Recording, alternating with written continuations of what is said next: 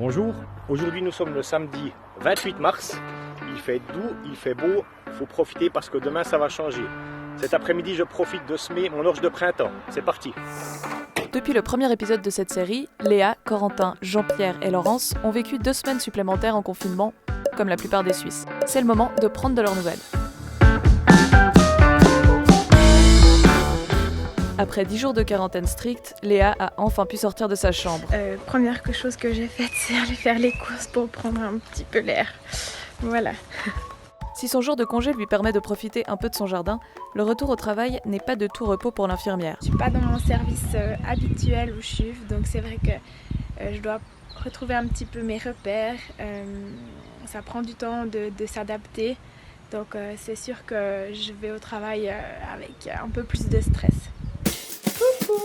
De son côté, Laurence s'est fait une petite frayeur cette semaine. Alors ma deuxième des filles qui est venue m'amener les commissions, elle pose devant la porte, elle redescend d'un étage et moi je suis venue j'avais fait prendre des frites, j'ai ouvert la fenêtre du salon, j'ai mis dans mon congélateur, tout d'un coup je vois que j'ai laissé ouvert la porte et Louloute, elle n'a pas l'habitude, ça fait 5-6 mois qu'on l'a. Je ne trouvais plus Louloute, avec mon mari, on l'a cherchée partout. J'ai pensé qu'elle était tombée du balcon et j'ai regardé partout. Et pour finir, je l'ai trouvée sous le canapé. Pendant ce temps, pour Jean-Pierre, le moral est plutôt bon. Ma zone de confinement, elle est derrière moi. On est en train de faire les clôtures, il y a les travaux dans les champs, les soins à apporter aux pâtures. C'est vrai qu'on ne chôme pas, mais on a la chance d'avoir le beau temps qui est avec nous et la chance de pouvoir travailler dehors sans côtoyer personne. Ça, c'est génial. Mais si l'agriculteur ne côtoie personne, ce n'est pas ce qu'il a pu observer aux alentours de chez lui. Alors qu'on sorte un petit coup pour s'aérer, marcher un petit coup, autour de chez soi, oui.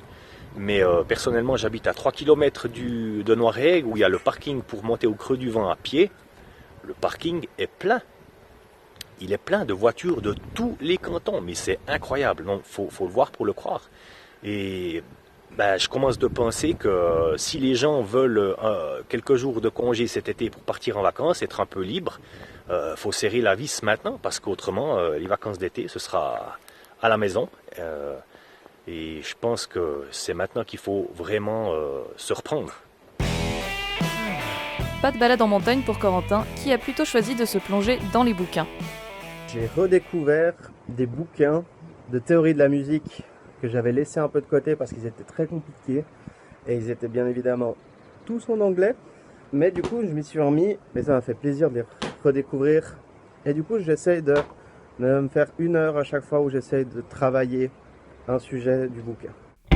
En dehors de ce goût subi pour l'étude de l'harmonie, le quotidien a peu changé pour le musicien, à un détail près. La plus grande problématique bien sûr de mon métier, c'est bien évidemment de ne plus pouvoir faire de concerts, de ne plus pouvoir donner de spectacles, même ne serait-ce que d'aller à des spectacles pour voir des amis qui jouent comme ça.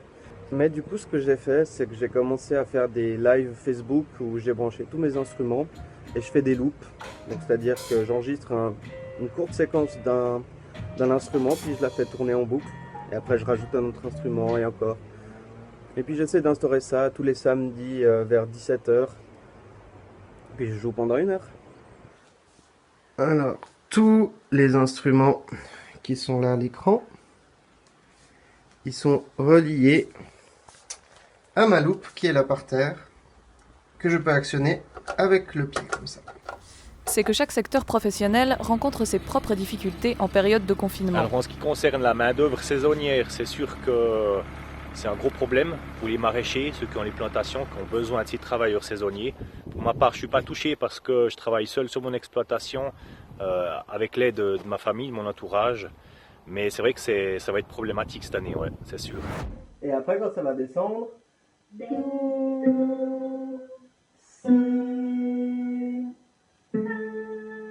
là, c'était un là. C'est vrai que c'est difficile de penser à autre chose que le Covid-19 entre le travail, entre les infos qu'on regarde à la maison.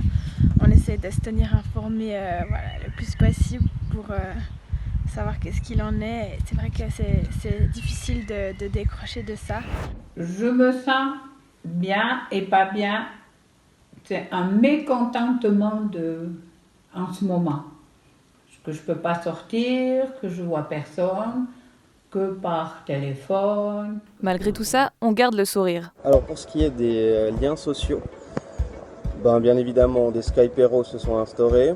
Au début c'était un peu que le vendredi, samedi. Après c'est gentiment devenu un peu plus tous les soirs. J'ai découvert mes épinards de toute beauté.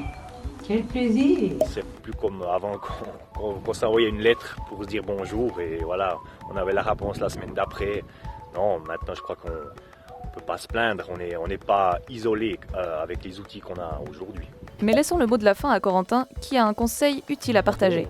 J'ai un ami qui faisait un Skypero et qui bien évidemment avait sa boisson bien trop proche de son ordinateur. Et ce qui est arrivé arriva.